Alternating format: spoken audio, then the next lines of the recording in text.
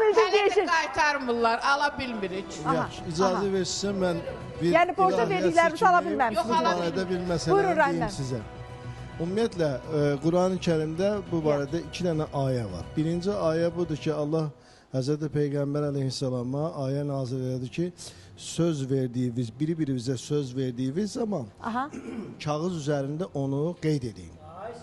Kağız üzərində qeyd edin ki, sabah aranızda müəyyən fasilələr, müəyyən münaqişələr, müəyyən problemlər yaranmasın.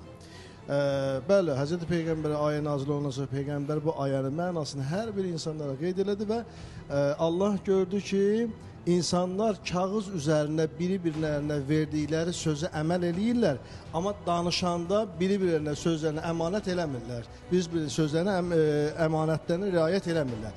Allah ikinci dəfə ayə nazil elədi ki, ey bəndələr, həm kağız üzərində verdiyiniz sözlərə bir-birinizə bir növ notarius qaydası, məna, həm kağız üzərində verdiyiniz